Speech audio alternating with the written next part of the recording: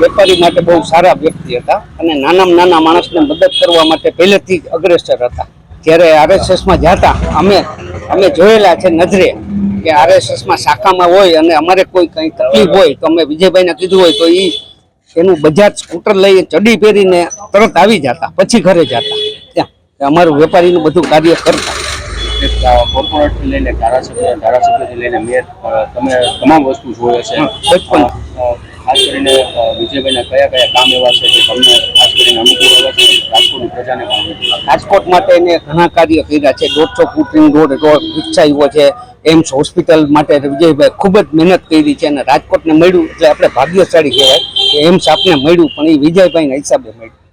વેપારીઓ હવે કઈ રીતના શ્રદ્ધાંજલિ પાઠવી રહ્યા છે? બનશે છતાં દુઃખની લાગણી વધારે છે અને વેપારીએ થોડીક ઉતાવળે કરી છે.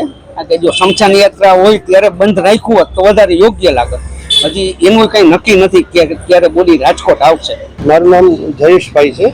જે રાજકોટ રિટેલ રેડીમેડ ગાર્મેન્ટ એસોસિએશનમાં એઝ એ પ્રમુખ તરીકે અત્યારે હું સેવા આપું છું. આ જે કંઈ વિમાની દુર્ઘટના બની છે તેમાં વિજયભાઈ રૂપાણી સહિત 250+ લોકોએ જાન ગુમાવ્યા છે. એનું સમગ્ર જનતાને અત્યંત દુઃખ છે. ખાસ કરીને વિજયભાઈ રૂપાણી જે આપણા પૂર્વ મુખ્યમંત્રી હતા અને રાજકોટના જ રહેવાસી છે અને એમની શોપ પણ અમારી બાજુમાં જ છે.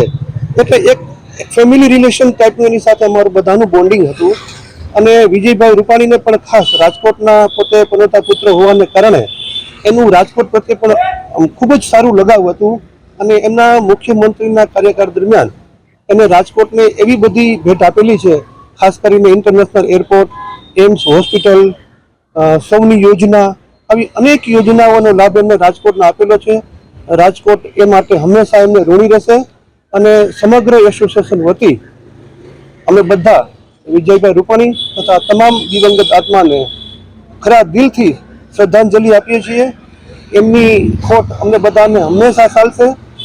એ એક એવી વ્યક્તિ હતા કે જે અમે આમ એક પરિવારનું સ્વજન ગુમાવ્યું હોય એટલી અત્યંત ખરા દિલથી લાગણી અનુભવીએ છીએ.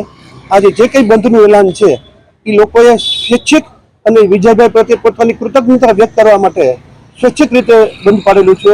કોઈ એસોસિએશનના ફોર્સથી પાડેલું નથી. કારણ કે એક એવી ઉમદા વ્યક્તિ હતા કે જે ક્યારેય અમે વિસરી શકશે નહીં. ઈશ્વર એમના આત્માને પરમ શાંતિ આપે એવી સૌ વતી અમે પ્રાર્થના કરીએ છીએ.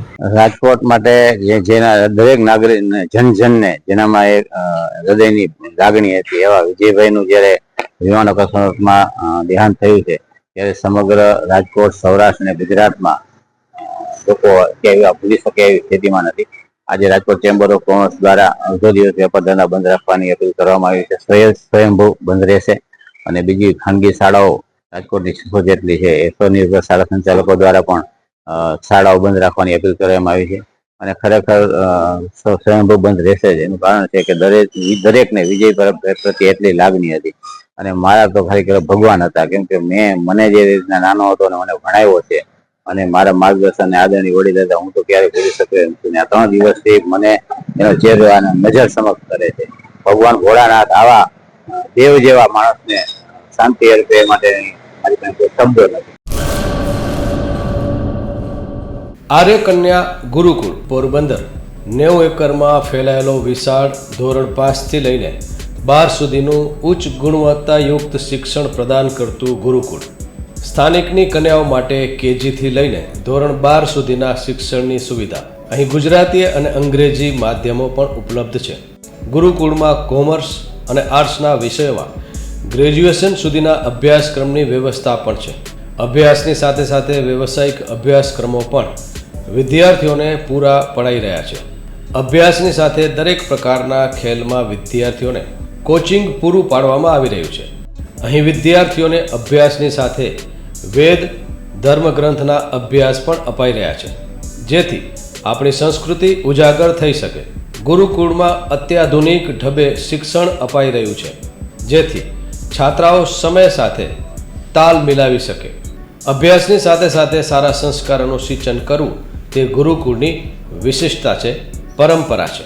આર્ય કન્યા ગુરુકુળ પોરબંદરમાં આપની દીકરીઓના એડમિશન માટે આજે જ સંપર્ક કરો 8258 0 30 33 8258 0 40 40 4।